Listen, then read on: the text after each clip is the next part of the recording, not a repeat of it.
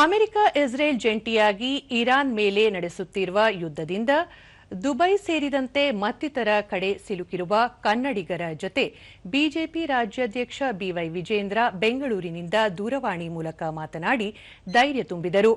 ಈ ವೇಳೆ ಅವರು ಸಂಕಷ್ಟಕ್ಕೆ ಸಿಲುಕಿರುವ ಕನ್ನಡಿಗರನ್ನು ಕರ್ನಾಟಕಕ್ಕೆ ಕರೆತರುವ ನಿಟ್ಟಿನಲ್ಲಿ ಕೇಂದ್ರ ಸರ್ಕಾರದ ಜತೆ ಮಾತನಾಡಲಾಗುವುದು.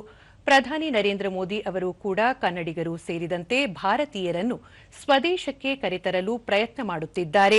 ಉಕ್ರೇನ್ನಲ್ಲಿ ಇಂತಹುದೇ ಸಮಸ್ಯೆ ಎದುರಾದಾಗ ಕೇಂದ್ರ ಸರ್ಕಾರ ಬಗೆಹರಿಸಿತ್ತು ಎಂದು ಹೇಳಿದರು. ಮಧ್ಯಪ್ರಾಚ್ಯದಲ್ಲಿ ಯುದ್ಧ ಆರಂಭವಾಗಿದೆ. ಪ್ರವಾಸ ಸೇರಿದಂತೆ ವಿವಿಧ ಕಾರಣಗಳಿಂದ ದುಬೈ ಹಾಗೂ ಕೊಲ್ಲಿ ರಾಷ್ಟ್ರಗಳಿಗೆ ತೆರಳಿದ್ದ ಜನರು ಸಂಕಷ್ಟಕ್ಕೆ ಸಿಲುಕಿದ್ದು, ಅವರನ್ನು ಸುರಕ್ಷಿತವಾಗಿ ತಾಯ್ನಾಡಿಗೆ ಕರೆತರುವ ಪ್ರಯತ್ನ ನಡೆಯುತ್ತಿದೆ ಎಂದು ತಿಳಿಸಿದರು.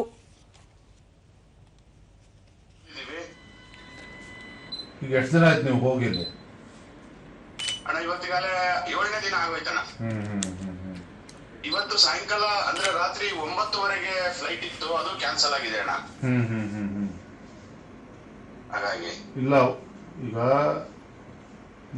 ಪ್ರೈಮ್ ಮಿನಿಸ್ಟರ್ ಕೂಡ ಮೋದಿಜಿಯವರು ಕೂಡ ಎಷ್ಟು ತಲೆ ಕೆಡಿಸ್ಕೊಂಡಿರೋದು ಗೊತ್ತಿದೆ. ಹಿಂದೆ ಯುಕ್ರೇನ್ ಈ ಥರ ಸಮಸ್ಯೆ ಆದಾಗಲೂ ಕೂಡ ಕೇಂದ್ರ ಸರ್ಕಾರದಿಂದ ಅದನ್ನು ಕರೆಕ್ಟಾಗಿ ಹ್ಯಾಂಡ್ಲ್ ಮಾಡಿ ಅಲ್ಲಿದ್ದಂಥವ್ರನ್ನ ವಾಪಸ್ ಕರ್ಕೊಬರೋಂಥ ವ್ಯವಸ್ಥೆಗಳು ಆಯಿತು. ಇದು ಯಾರೂ ಕೂಡ ನಿರೀಕ್ಷೆ ಮಾಡಿರಲಿಲ್ಲ, ಅಚಾನಕ್ಕಾಗಿ ಶುರುವಾಗಿರ್ತಕ್ಕಂಥದ್ದು. ಆಯಿತಾ, ಖಂಡಿತ ನಾನು ದೆಹಲಿಗೂ ನಾನು ಕೂಡ ಮಾತನಾಡ್ತೀನಿ ಯಾರಿಗೆ ಸಂಬಂಧಪಟ್ಟವ್ರಿಗೆ.